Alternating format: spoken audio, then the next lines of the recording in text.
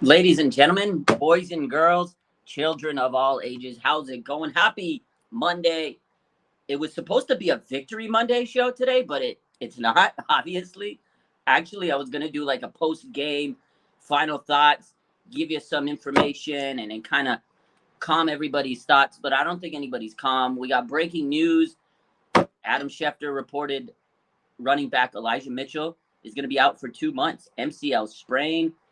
I know he got hurt last night. He got hit in the knee. We saw the video. It's unfortunate, man. Running backs seem to always get hurt with the 49ers. It's a common theme.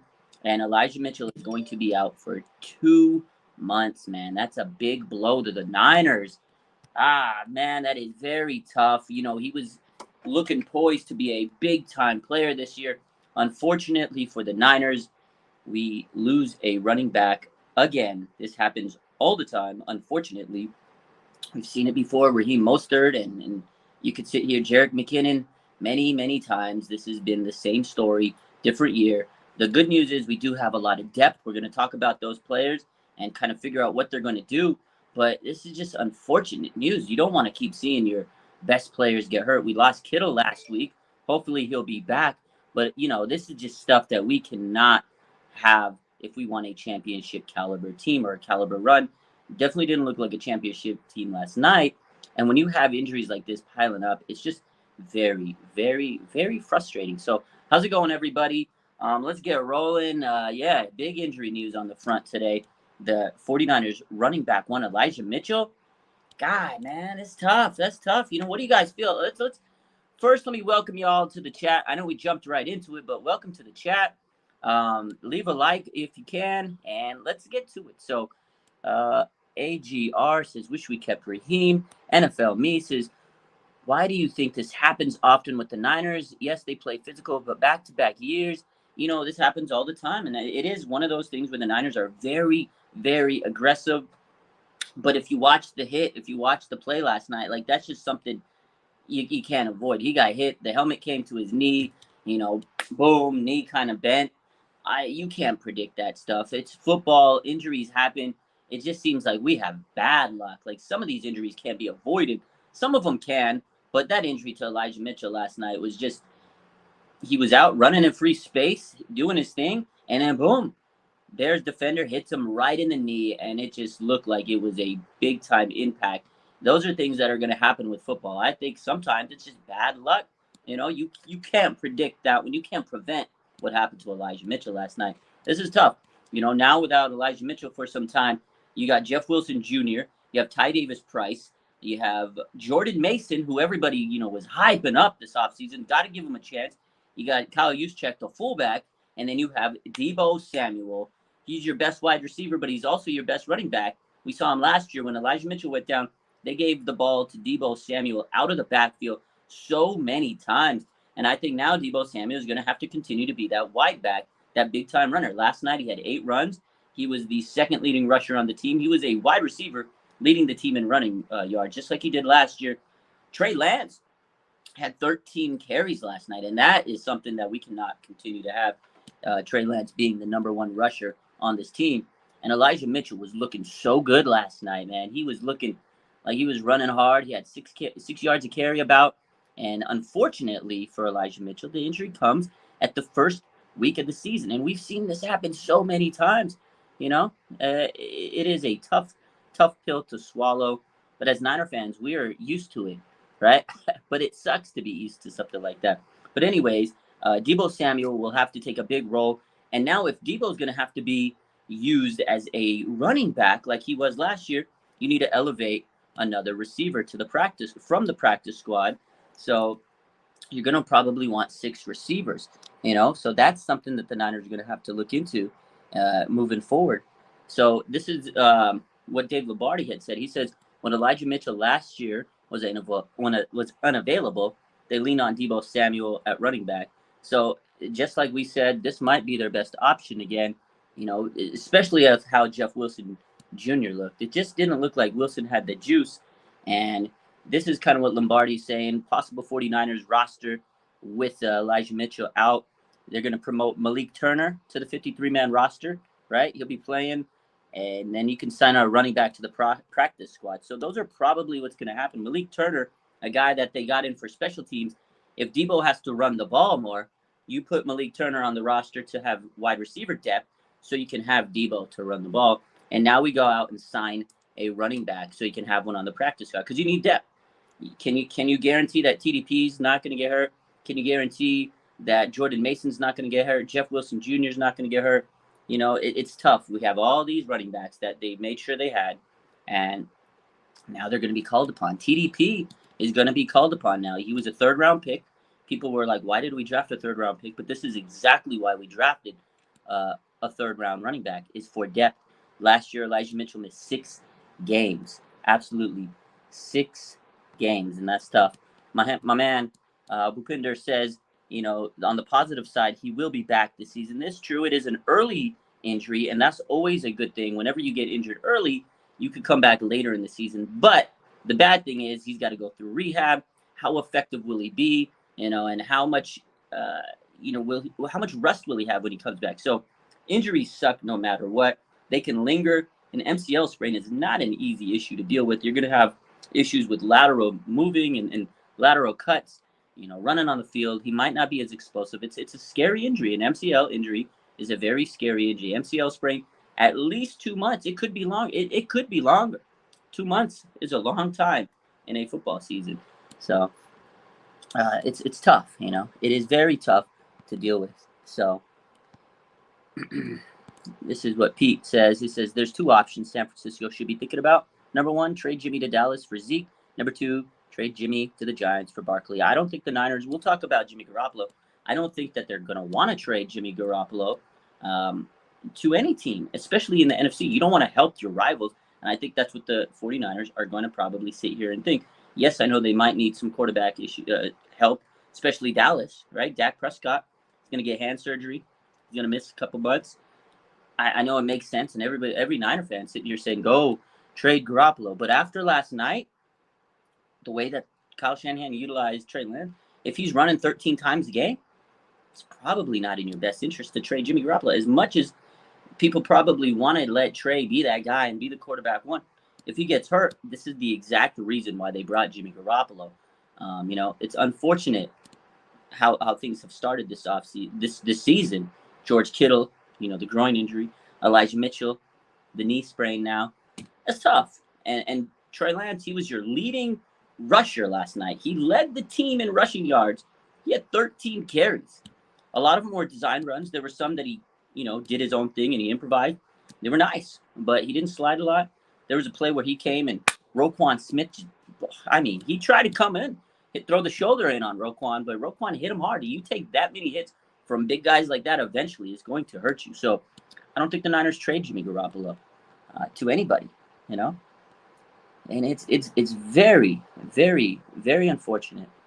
When is Kyle's press conference? It should be here soon. I think at 3 o'clock is usually when he meets with the media, but we'll see. I'm not 100% sure on the exact time, but it's coming up pretty soon. We'll see what he has to say. Is there any other injuries from the game? We got to wait to see what Kyle Shanahan says. I know Aziz went to the Blue Medical Tent at one point. Javon Kinlaw, he did have a little bit of an issue early in the game, but he came back to finish it. So we'll see kind of what happens in Kyle Shanahan's press conference. The day after, sometimes injuries kind of creep up. You feel a little soreness here and there. So I'm not going to speculate on any injuries right now until Kyle Shanahan addresses the media. I don't know. What do you guys think about this whole injury with Elijah Mitchell? To me, it's a very tough issue. A top-nose running back. He did miss 6 games last year. And again, Deebo Samuel kind of took that role as a running back. But that's a lot of stress on Deebo Samuel. I know he's up to the task. I know he's up to it. But that takes away a wide receiver from the roster. Again, you're going to have to implement him as a running back. Although that's what Deebo Samuel does. And he kind of embraced that role last year. But I kind of wanted to see Deebo more as a wide receiver this year. You had Elijah Mitchell. So hopefully these other running backs can step up. Ty Davis-Price and Jordan Mason. Again, Jeff Wilson Jr., they try to give him some burn, and he just didn't have the juice. He was getting, 2 yards a carry. Definitely tough. But I also think that George Kittle, his absence really was showing in the run game. You had limited ability to run to that right side because George Kittle wasn't there. And although Mike McGlinchey did have good running blocks. He scored pretty well run blocking, but pass protection wasn't there, and that's another issue with not having George Kittle there. So hopefully George Kittle's able to return to this lineup pretty soon. The team just didn't have the ability to block and create those holes without him there. And again, without Elijah Mitchell, it just seemed like they didn't have the juice running through those roles. I wish they would have gave Jordan Mason some touches yesterday. I was a little, surprised they didn't give Jordan Mason any carries. And then, again, Ty Davis Price was held out of the game because of special teams issues. They didn't let him play, and that's one of those things that might have limited him. I wish they would have had an extra running back. Again, I know he's not a special teamer, and that's why they kept him off, because they had other guys out there that can help in special teams. But in a monsoon-type game like that, I think they should have had Ty Davis Price out there. He's a tough, physical runner. It would have helped him out last night. So moving forward, I hope they don't keep Ty Davis Price on the bench. Again, third-round pick. Just like Trey Sermon last year. They had Trey Sermon, a third-round pick last year. He's not even on the roster anymore. They could have used Trey Sermon, although I don't know how effective he would have been. But it still would have been nice to have the depth. So I pretty much can guarantee that they're going to sign another running back this week and put him on the practice squad. I'm pretty sure they're going to do that. You need depth, 100%. I know there's some people that said trade for Kareem Hunt. That's an option. He wants out of Cleveland, but how much does he want, right? So then that's going to be an issue of, can they really afford to take a Kareem Hunt guy? Probably. We'll see. But they definitely need to make a move for a running back to add to the roster. But they do have depth: Jordan Mason, Ty Davis Price. So again, I really want Jordan Mason to do his thing. Mr. Blue Strip says it's time for Jordan Mason to shine. I agree. We hyped him up all preseason. He was one of the better running backs through preseason in the NFL. Let's let him roll. Let's see what Jordan Mason has. Let's see what he has. He was an undrafted guy. Kyle Shanahan makes these undrafted guys look good.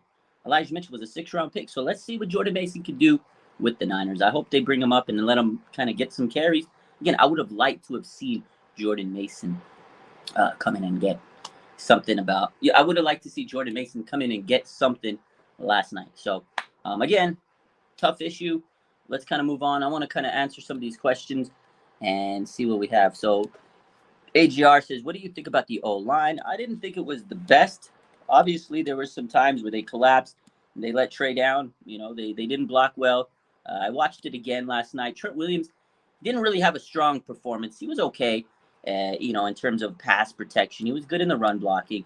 But I just don't think that Trent Williams had the most effective game out there. But you got to realize there's a lot of pressure on Trent Williams. I don't think Aaron Banks really impressed me at all. He had a few moments here and there, but it wasn't an impressive game. He didn't really stand out, and that's a lot of pressure on Aaron Banks. Again, they put a lot of pressure. This is a guy that's coming in, filling in for Laken Tomlinson. They made that decision when they drafted him that they were probably going to get rid of Laken, and it's tough. There's going to be so much pressure on Laken.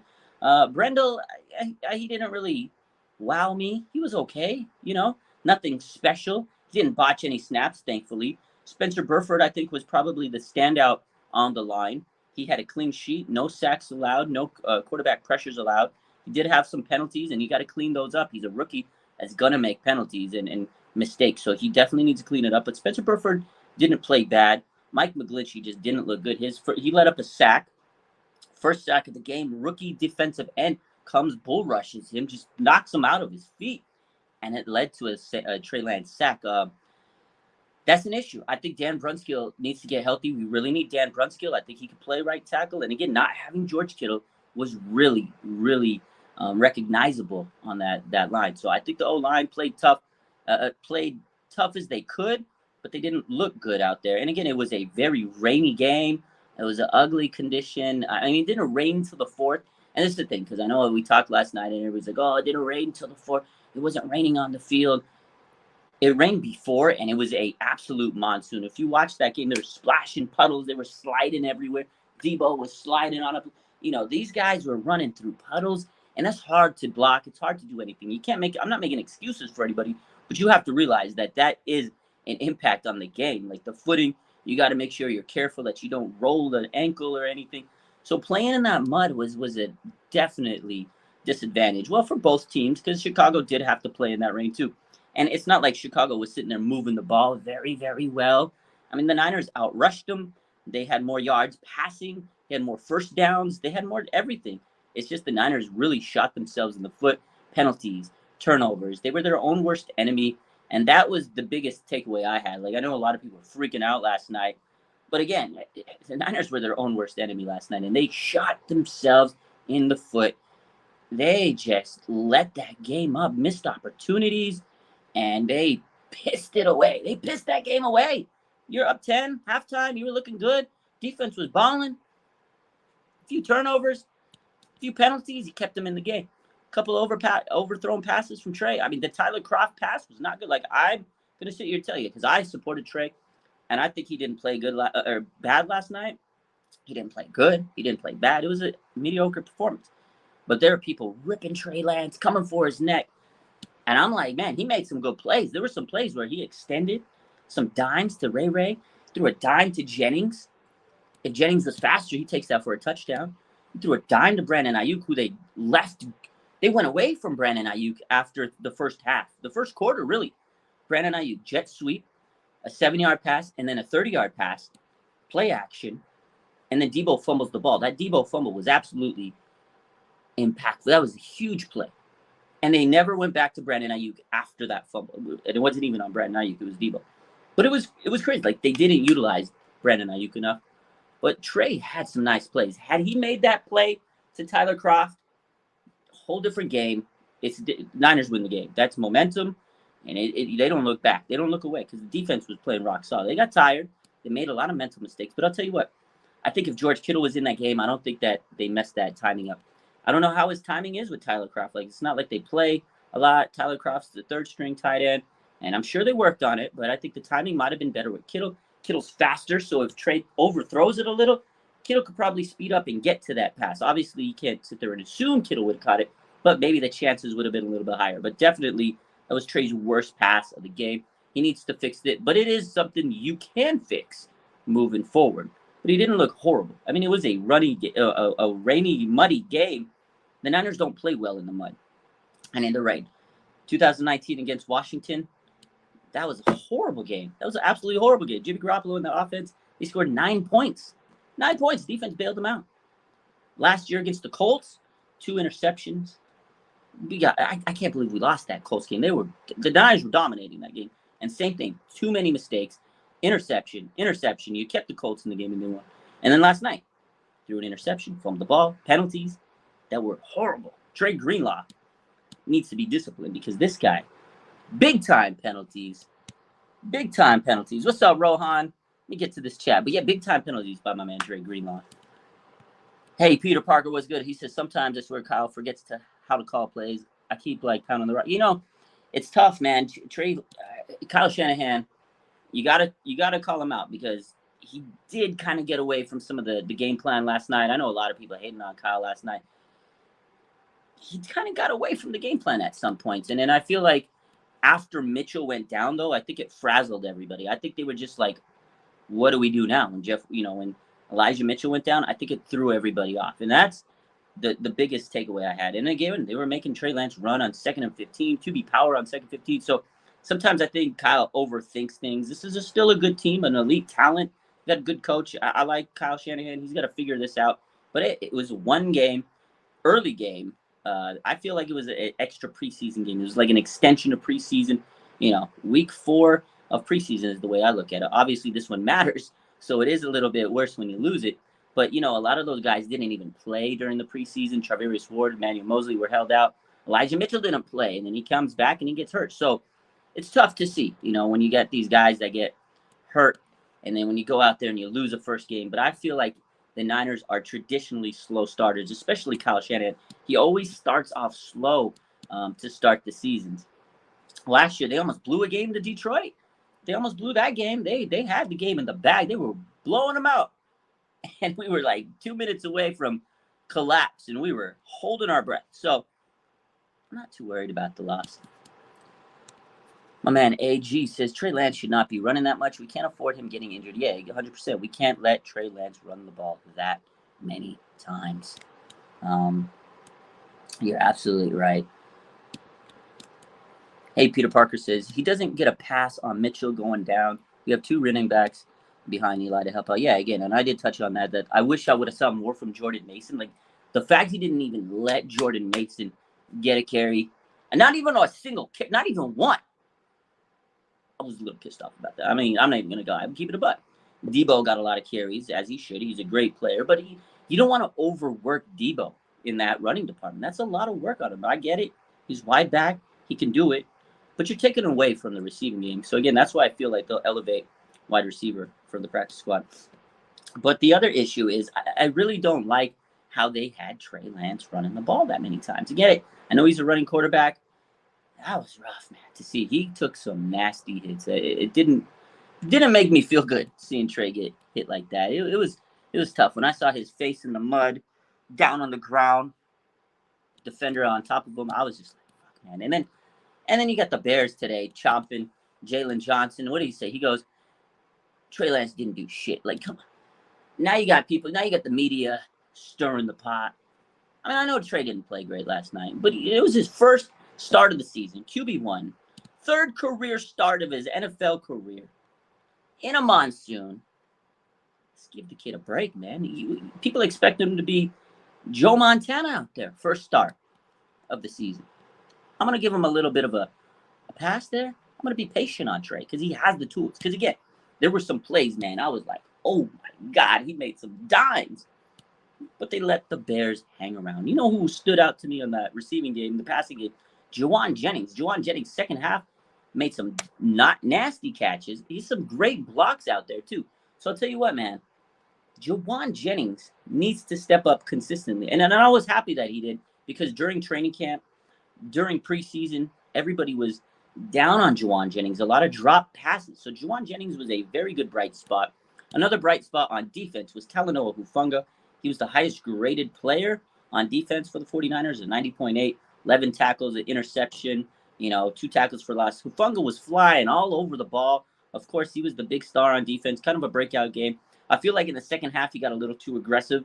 He was playing hero ball. He let up a wide open touchdown. Again, those were mistakes that he can clean up. He's young, but you needed to have Jimmy Ward back there. But I will give Talanoa Hufanga a lot of props. The guy was absolutely flying. The instincts were nice. It was good to see him step up. I think we have a good future star in the making with him. Needs to kind of clean it up and simmer down a little bit, but I did like what I saw out of him. He was solid. Again, needs to kind of calm down. That second half, he was over pursuing things, and that's what hurt him out. And again, I think Jimmy Ward was a guy that they really, really missed last night. I talked about this before. I wish if Jimmy Ward was there, I think that would have helped calm the defense. He's a captain. He would have been able to communicate a little bit better on that back end of the defense. And again, Greenlaw, he was out of position a lot of times, and I think if Ward was there, it would have helped keep him at bay and calm him down. As Dre Greenlaw just was playing too aggressive.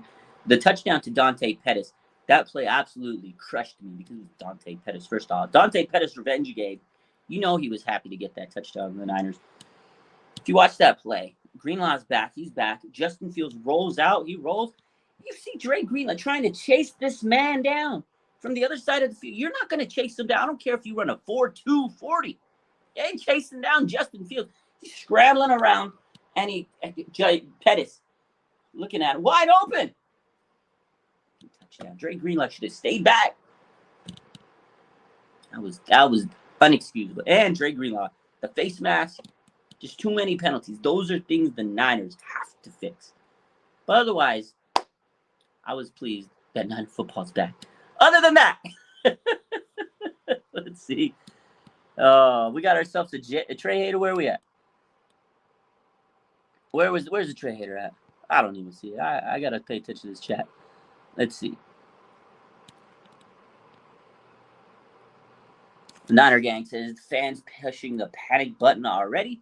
Yeah, the fans are, man, yesterday was a toxic meltdown on biblical proportions by the Niner fans. I get it. The Niners are a historical franchise, and people love this team, and we have high expectations. But let me tell you something right now. I want to tell you something right now. I want you to remember this for the rest of the season, for the rest of your lives, for the rest of your years. You don't win a Super Bowl.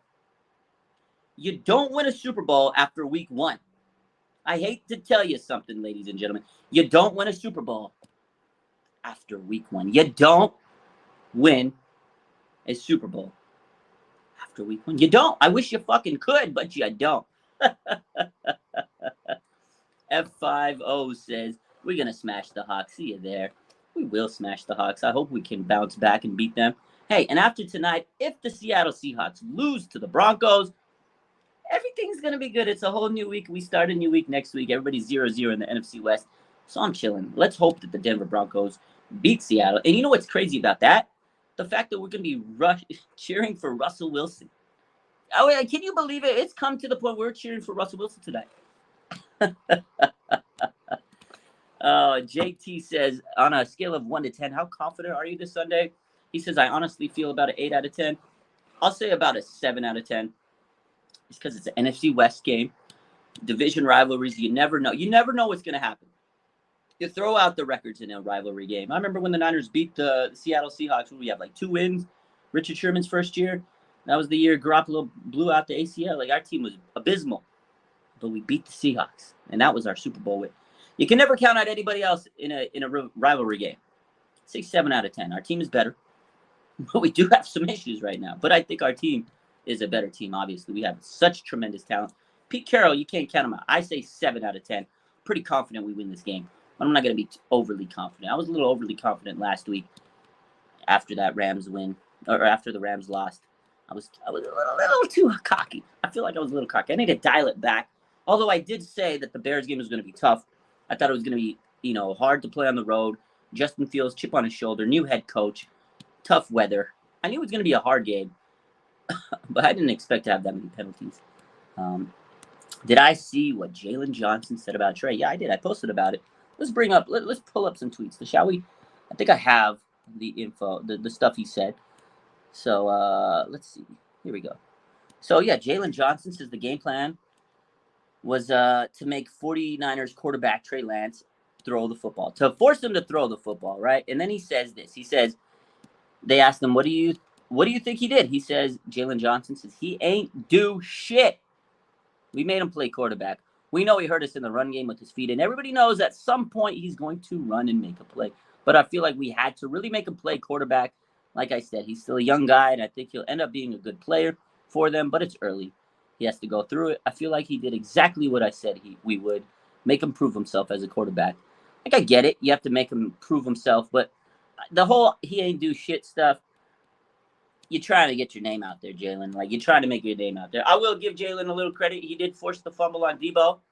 Critical play of the game. That was a monumental backbreaker for the team, because that would have hurt us, or that would have hurt them. Could have gave us a lot of momentum if Debo doesn't fumble that ball, because we were about to score.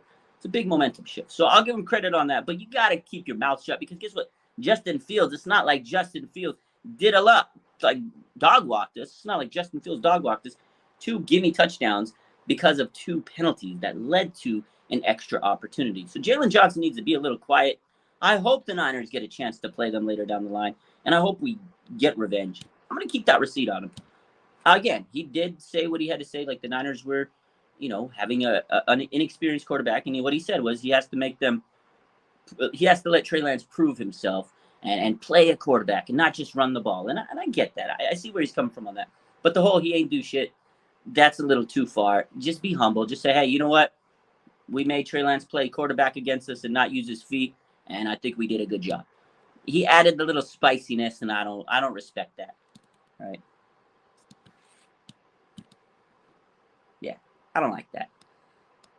Yeah, Claudia says, let's see him run his mouth in the playoffs. Yeah, Trey did play pretty good, given all the circumstances. Again, he didn't play horrible. Jalen Johnson needs to get to the playoffs to be tripping. This guy's coming off a team that had a 6-win season last year. I know they're feeling high and mighty after a win. I'm going to let him have his moment. But you know what? We're going to keep that receipt. We can stack that up, ladies and gentlemen. Man. Lucas says, why is everyone angry after week 1? It's week 1, literally. I feel the same way, Lucas. I don't know why. Everybody is so upset. But you know what? I know we had high expectations coming into the season, but it's literally week 1. And like I said, you don't win a Super Bowl after week 1.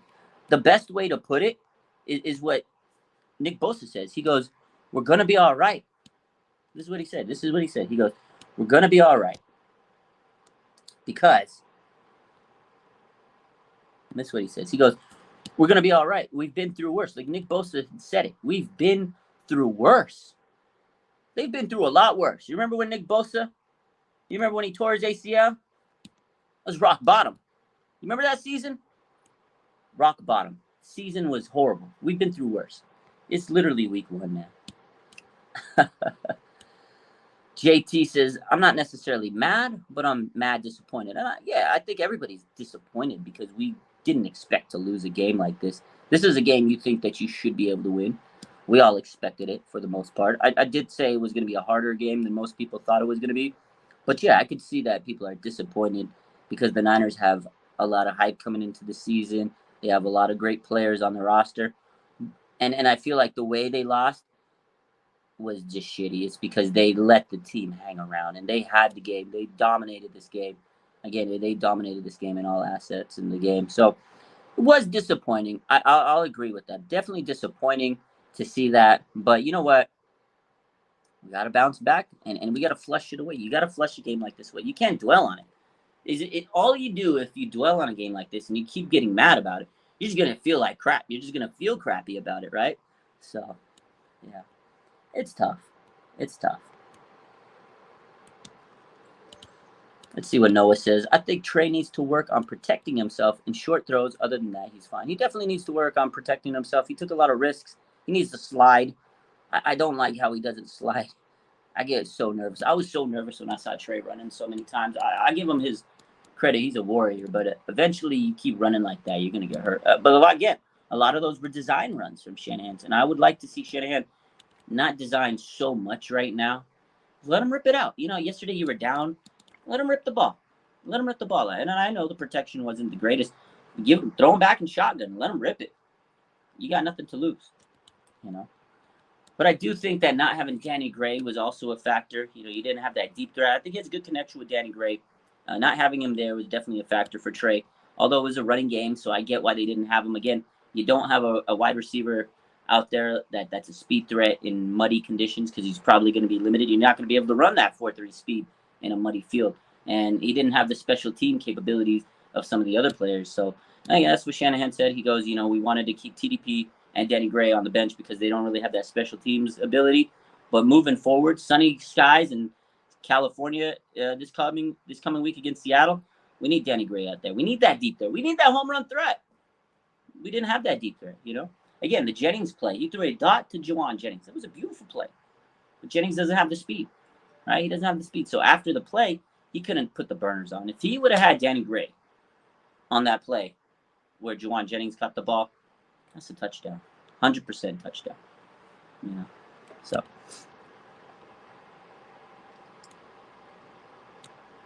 NFL me says, Niner fans, relax. It's going to be okay.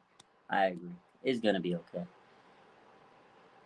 The Slasher says, what's up, the Slasher? He says, just one game, guys. Lance has character to show he can learn from his mistakes. Let's give him that opportunity. Yeah, exactly. You got to have patience. He showed some good promise. You know, there were some flashes. And, you know, I'll say this, man. His press conference, I love the guy. He took accountability. He blamed himself where he didn't really need to take all the blame. I know he made some mistakes, you know, the play to Tyler Kroft, right? There were some bad plays. He missed some plays. There was a couple other overthrows he did later in the game. It kind of fell apart towards the end of the game. But I think Chicago seized momentum. But he took a lot of blame. He took the onus.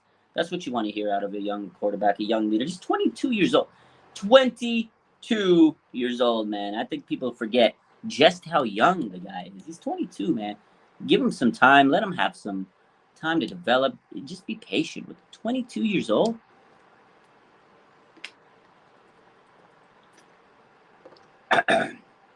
Derek Ventura says, can I tell you my hot takes? Drop them. Drop your hot takes. I'll see what you got. Tell me your hot takes in the comments. We'll pull them out. Let me see what I got. I got some tweets I want to throw out here. So this is a good one. All 13 Bears points came on drives extended by 49ers third down penalties. Like that was it. That was the story of the game, right? The story of the game were these penalties. Again, you got to remember, there's a lot of mistakes that the Niners need to clean up. Look at this. 12 penalties. Look at that stat. 12 penalties, 99 yards, 2 turnovers, and that was the game. When you have two young quarterbacks, the one that makes the less mistakes is going to win most of the time. So, and that's what we said coming up to this game. Whoever makes less mistakes is probably going to win the game. And unfortunately for us, we made more. Thaddeus says, Trey threw some dots out there except for the Tyler Kroft overthrow. 100% agree.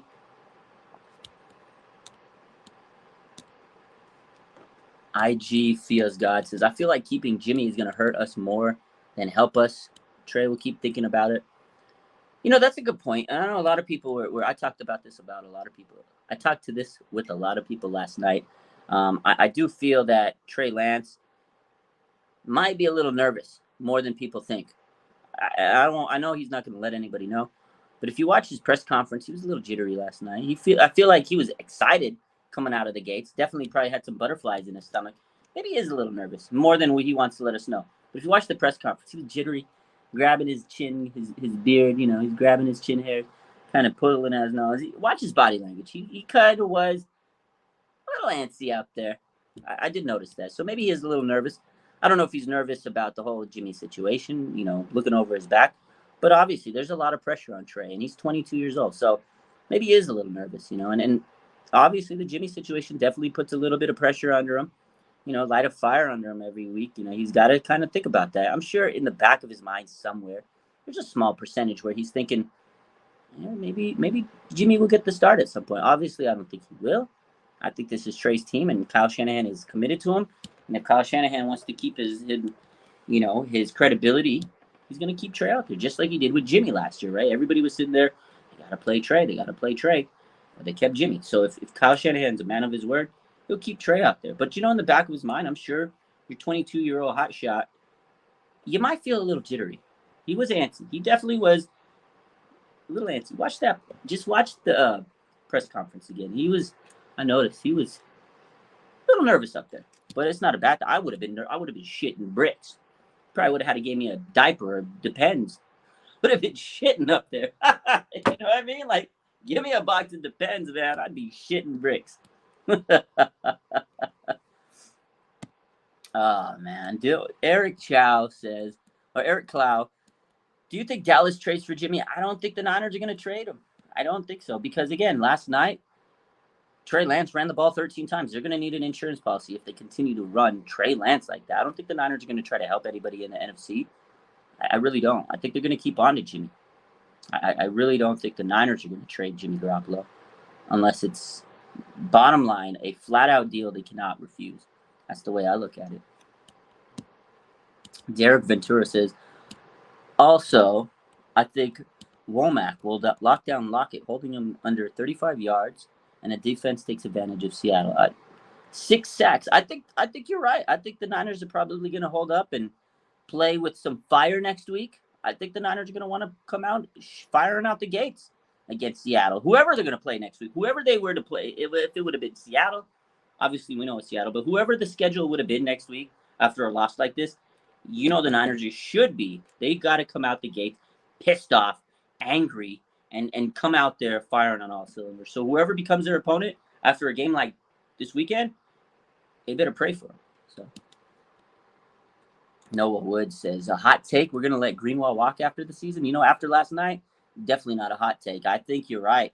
If he can't calm himself down, if he cannot play with a level head, this guy might not come back to the Niners. And again, I think Jimmy Ward not being there hurt this team in terms of keeping a calm composure. Jimmy Ward really calms these guys down. It wasn't that calming force. He's a big-time leader, more than people think. But you're right. If Greenlaw continues to play boneheaded like he did yesterday, the guy's out of this team. Marcelo McCrary-Ball will take his spot. I'm telling you, man, Drake Greenlaw played so aggressive. Ever since he came back from injury last year, he's been playing so fucking aggressive. I'm sorry, excuse my language. He's been playing damn aggressive. Face mask. He did the same thing against the Rams in the NFC Championship. Like, he literally did the same thing. What are you doing, Drake Greenlaw? What are you doing? Calm down. Calm down. I should get calm. I'm getting a little hyped. I'm getting a little angry. Talking about Drake Greenlaw. Too many penalties, says the Slasher Gamer. He get too much penalties, man. IG says, let's say we lose against the Seahawks, and Trey looks like somewhat bad. How worried are we as fans? I'm not going to be worried because this is Trey Lance season. And again, what I just said was Kyle Shanahan is going to let Trey go out there and do his thing. We started 3-5 last year, 2-4. We had an abysmal start last year to the season. We lost to the Seahawks early in the season. I was there. A hot-ass game in the beginning of the season. It was an ugly game. I remember. Fans are going to be calling for next. Fans are going to be pissed off. So I see it two ways. If we lose next week, the fan base is going to have a catastrophic meltdown because we're playing Seattle. Fans are going to flip their shit. They are going to be so mad if we lose to Seattle division game. And especially after losing this week, Niner fans are going to be absolutely frustrated if we lose next week. But in the grand scheme of things, my worry meter would be about 60%. The reason it's higher than 50, 60, maybe 65. Elijah Mitchell's out, and I don't know the status of George Kittle yet. Hopefully he plays, but that is an issue to me. I do worry about George Kittle. And then you have Jimmy Ward. He's not going to play for at least 4 weeks, so we have to stay afloat without Jimmy Ward. Because if we go down 0-2, we got Denver, and we got the Rams. Although we could beat the Rams. But Denver's not an easy matchup. That's a game we got to win. And without Jimmy Ward, it's going to be a little tough to beat them. So we kind of need to win this game this week against Seattle because it's an easier game. It's a division rival. I won't be too worried, though, because we did start slow last year. Now, if we go 0-3, I'm fully panicking. I'll tell you that much. If we go 0-3, I'm fully going to have a meltdown. But if we lose to Seattle, I will definitely be upset, but I won't have a meltdown just yet. Maybe. I can't promise anything. Oh, man. Derek Ventura says, Fred Warner needs to pull him aside and calm down Greenlaw as Warner being the leader. Yeah, I think you're right. But, sometimes I feel Fred, he feeds off that energy. But Fred's pretty tough. Fred Warner's a guy that also is high energy. Fred Warner's high energy, too. You know what I mean? He's a high energy guy, too. I think Jimmy Ward is more of that calming force. Like, I love Fred Warner. He's a great leader. He's a great captain. But he plays a little aggressive, too. Flexing on fools. Fred Warner does need to calm. If he's going to be the leader out there without Jimmy Ward, he needs to get up in his face and say, yo, chill out, Dre. Chill out. Chill out. Calm down. You're right. I agree. Fred Warner needs to step up a little bit. So. Adrian Gary says, are you surprised how well Huff played? No, I knew Huff would be better this season. He showed that during the training camp. He looked like he was going to break out this season. So I wasn't really surprised. I was happy. I was excited with it because you don't know just how much a player is going to leap. He definitely played good. But again, in the second half, I feel like he over-pursued. I think he played a little bit too hard, and he did cost us some big plays. But overall, Hufanga had a phenomenal game, and I like what I saw out of him. But yeah, I wasn't too surprised because he looked really good this training camp. He was flying everywhere. I saw him in every practice. He looked good, and in preseason he looked good. So I wasn't too surprised that he stepped up. He was the best defender on the field yesterday, like far and away. Talanoa Hufanga was the best defender in the game yesterday. So shout out to Big Huff, big game, breakout game for him. I think he's going to be a very good player for this team. Good instincts. He was kind of scanning the field. He was literally everywhere. Wherever the ball was, Talanoa Hufanga was. He was scanning that field really good. He was everywhere. He was like a ninja. Fruit Ninja. You remember the game Fruit Ninja? Fruit Ninja, where you slicing everything? That was Talanoa Hufanga. This motherfucker was a fruit ninja. He was slicing it all up. So, slicing it up like the fruit ninja. That was Talanoa Hufanga. That's my new nickname for Hufanga, the fruit ninja. If you know, you know. I'm going to start calling him that. If you guys know, you know. People are going to be like, what the hell are you talking about, Raj? The fruit ninja, Talanoa Hufanga. That was everywhere. Let's see what this comment says. Isaiah, yo. The Niners were in the lead in the fourth quarter, and Justin Fields had to score 2 touchdowns in the hard rain. Fields would have struggled just like Lance. Yeah, I agree. They're both young quarterbacks, and it was the circumstances. Niners were they put themselves in an absolute bad position. They shot themselves in the foot. They put themselves in a hole. Bottom line, I agree 100%.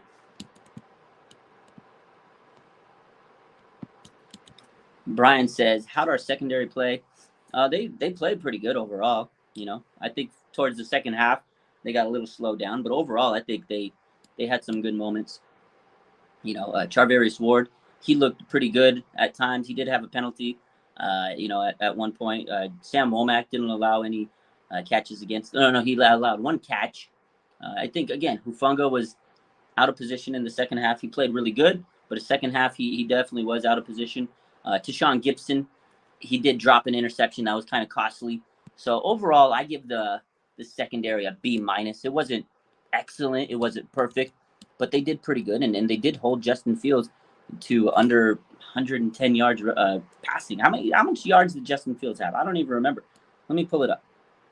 Let me see. Let me give you the exact number, because it was definitely not an impressive game from Justin Fields. It wasn't like he was dog walking us. He had that one big play to Dante Pettis and then the other touchdown.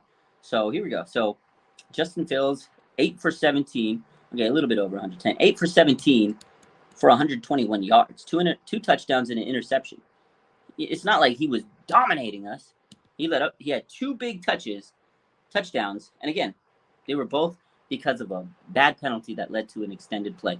And they were both breakdowns in communication on the back end. Overall, the secondary didn't play bad.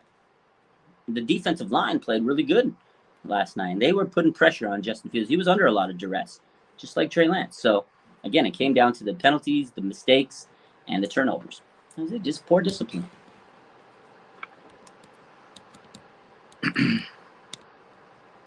Drew C says, something seriously needs to be looked into with all the injuries that happens with the Niners. Style of play isn't cutting it. Yeah, it's tough being a Niner fan. We get a lot of injuries, man. And it is. I honestly feel like the way the Niners play, and I've said this for years, they play a brand of football that is unlike any other. They're so physical. They're so physical, man. It's just so physical. I do agree with you, Drew, that they are a team that plays so different than another team. Like, they bully. They want to be bullies. Kyle Shanahan says he looks for the bullies. He looks for the hard-nosed play, the more physical. They want to be the most physical team. The NFL, the sport of football is a physical game. You don't need to be more physical than it needs to be. You know what I mean? Like, just play the game. You don't need to be crushing everybody's neck on every play. So definitely need to look into this. And I know a lot of people are going to bash the training staff and this and that. They spent money years ago on fixing the training staff. They got new trainers. I just think it's the brand of football that the Niners play. And one thing, and I've said this before, during training camp, I don't think they spend enough time stretching. I'm going to live on that hill. I'm going to die on that hill. The Niners don't spend enough time stretching. Seen it with my own eyes. They come out, they do like 2 minutes of stretches, and they go right to their installment. I remember that the first day I was at one of the training camps with my fellow PT friend. We were watching the game together, or the training camp practice together. We both looked at each other and go, did they stretch? Like, we literally, like, when did I miss it? Like, he was like, did I miss something? We're grabbing content and stuff. And he's just like, did I miss the Niners stretch? I was like, no, I didn't see him stretch either. So I know for a fact they don't spend enough time on stretching. Yeah. And Drew says, are they playing that way in practice to the point where it becomes to the game? They practice the way they play. They do. They have a physical practice. Obviously, though, one thing I'll say is I can't really compare it to other teams because I haven't seen other teams practice. But just based on my observation watching them, I feel like the Niners do practice very physically. So maybe that physical style in practice going into the game being very physical, they're probably at a disadvantage. Maybe they're a little sore coming into game day because they do play. They do practice very, very physical. I mean, it's a physical game, and I know Shanahan wants this, practice the way you're going to play, practice what you preach kind of deal. But it is a very physical style of play. So definitely, I don't know if they want to tone it down. But that's Kyle Shanahan. He's a bully. He wants to play bully ball. Like, look at Debo. Smacking players every time. Knocking mouthpieces out. Like, this is the type of play the 49ers. Look at George Kittle. Most gritty, physical player in the NFL, probably. One of the most, physical players in the NFL I've seen in a long time. George Kittle gets hurt because he plays at a gritty level. So. Arvin says the 90s brand of football doesn't work anymore. That's why they went away from some of these rules in the NFL. So, yeah, I agree. I feel like the Niners, they're trying to play that smash mouth game sometimes, which is okay. You want to smash mouth, run the ball, hit them hard, but you do got to kind of realize this is a whole different style of game these years. And NFL players are bigger than they've ever been. These players are built in a lab now. Like they are chiseled. They are bigger than they've ever been. Bigger, faster, stronger. Like Trey Lance last night when he was running and Roquan Smith ran into a wall. Huh. I was scared for Trey last night. I will say that. Oh man. Drew says, I hope Trey and Debo running between the tackles was only because the rain and not the plan. And I agree. That's what I've been saying. If they're gonna run outside. Don't run them in the middle. This is what Smitty and I said all off season. If they're gonna run Debo in between the middle and the tackles, you're gonna get hurt. Extend them wide back. Play them outside wide. So I agree with you, Drew. Don't play Debo in the middle. Don't run Trey up the middle. You killing me? You kill the guy. You kill the guy. So you're right. Run him outside if you have to run him. I do think the Elijah Mitchell issue is a tough blow to this team. But again, it's week 1. You can't hit the panic button just yet, ladies and gentlemen. You know, my man Bhupinder says we had too much of a high expectation because we're that team. Let's go to the Super Bowl. I agree. Niner fans, we have high expectations for this team. Like, we want the Super Bowl. You know how long we've been waiting for a Super Bowl championship? I was 10 years old the last time we won one. I've been waiting. We've been to 2 Super Bowls since, and we shit the bed both times. I'm not even going to sit here and talk about those games, but you know what happened. Niner fans have high expectations because it's a 5-time Super Bowl championship franchise. That's why they get upset. So, Eric says, who's running back 1 with Mitchell out? Good question. Let's see what Shanahan says. I think Debo is going to get a lot of carries. I honestly think Debo might be running back 1. Jeff Wilson, they gave him a lot of carries. He's still number 2 on the depth chart with, looking at how it looked last year or last week coming into the season. So maybe Jeff Wilson Jr. continues to get carries. Although I want to see Jordan Mason and I want to see Ty Davis Price. Again, this is what Kyle Shanahan feels is best for his offense. I think Debo is going to get a ton of carries moving forward, and I kind of don't like that. But we'll see. Again, this is going to be what Kyle Shanahan shows us and what he does. Anything's possible with Kyle Shanahan. So your guess is as good as mine right now. I would assume that Debo gets a lot of carries and Jeff Wilson Jr. takes a bigger role. Although he didn't look too hot last night, I want them to try Jordan Mason and see what he can do. If Jordan Mason pops off this week, let's go, baby. Then it's time. It's time to back him up. But it's all on Kyle, man. This is a big monumental decision moving forward. So we'll see what Kyle does. He will be the one that dictates who gets the ball. So if it's up to me, I'm gonna give Jordan Mason and TDP the carry. Split them. TDP, Jordan Mason. They're both young guys. They have fresh legs. Why give Jeff Wilson Jr. the ball when he's had multiple injuries over the last couple of years and he doesn't have fresh legs? Why let Deebo Samuel sit there and waste away? I know he's a great player and he can run the ball. He's a wide receiver. Stop giving him carries. I know he's the wide back and it works, but if you're doing it all the time, it doesn't become like a misdirection thing. It's not. It becomes predictable. If Deebo all of a sudden becomes a running back, then it's not something that you're like, oh, is Deebo gonna like? It's expected. Defenses can game plan for it. But when you use Deebo sporadically as a wide back, maybe mix him in 3-4 carries a game, then it becomes a surprise to defenses. But now if Deebo becomes your running back 1, nobody's going to be surprised. They're going to come out and hit him in the mouth, hit him in the legs. So I want TDP and Jordan Mason to be running back 1. So Nicholas Duran says, I know we love to run with Deebo, but we need to relax with him a bit because yeah, 100. Yeah, exactly. That's basically the hope. Yeah, good call, Nicholas. That's exactly what I'm saying. Is we love him. We know he can do it. Chill out on Deebo. Let TDP and Mason do their thing, and then mix. You can sprinkle in Deebo. You can sprinkle him in, but you don't need the motherfucker to be running 12, 13, 14, 15 times a game. Boy's gonna get hurt. Or fumble the ball like he did the other night. That fumble was costly.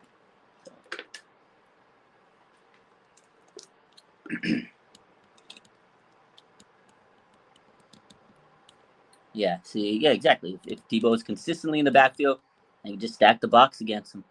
We need Debo to be wide to respect him as a wide receiver. Exactly, Drew. That you get the point. That's it. 100%.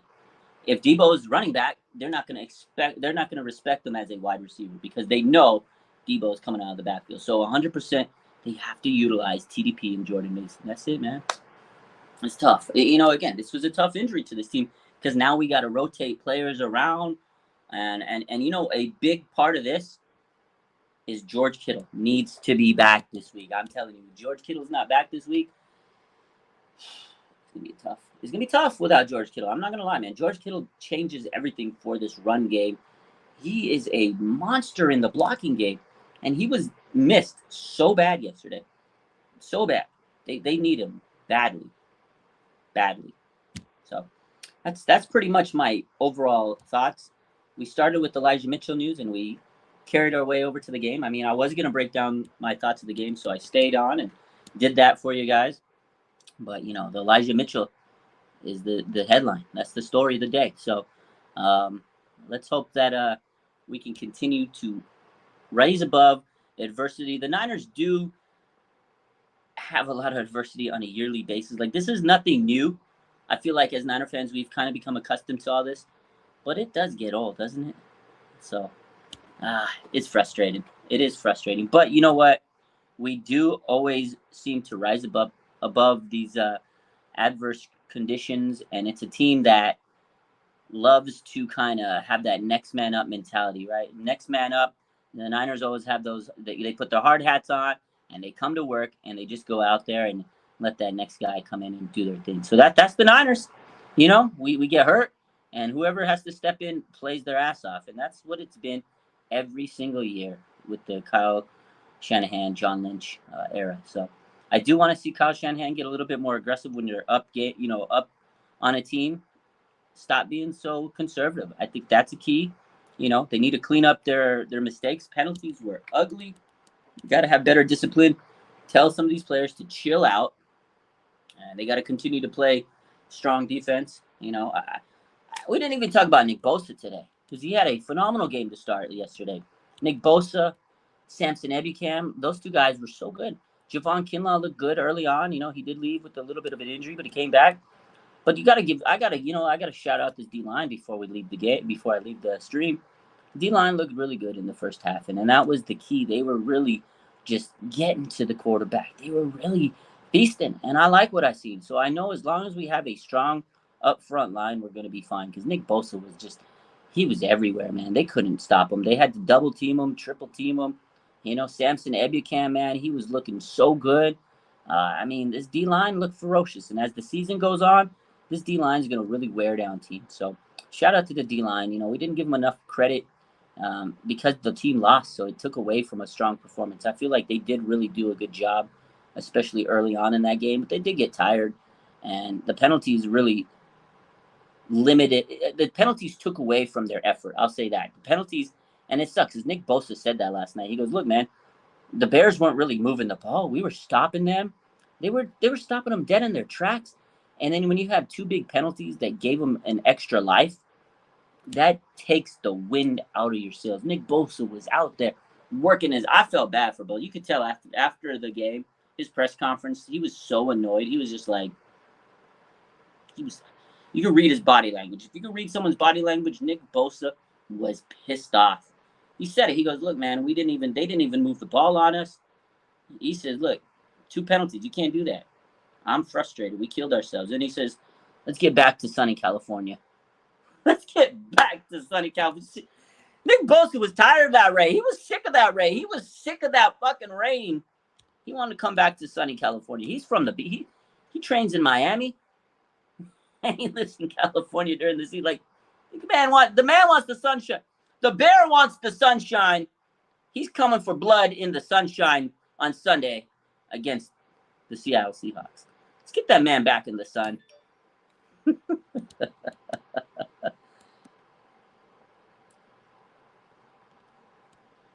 Eric says Kinlaw looked good as long as he doesn't get hurt. That is the biggest key for this D-line. Javon Kinlaw has to stay healthy. He looked good last night. He was getting he was commanding double teams. He was getting behind that, backfield. Him and Samson Ebicam, that first sack of the game happened within like 3 plays. Kinlaw was good. So, anyways, I hope you guys have a good rest of your day. Shanahan will be addressing the media at some point today. Thanks for hopping on. Hit the like button. Make sure you subscribe. And keep the faith, ladies and gentlemen. I want to tell you guys, just relax. It's week 1. We're not hitting the panic button just yet. Not yet. Hang on for a little bit longer before you hit that panic button. Don't do it yet, folks.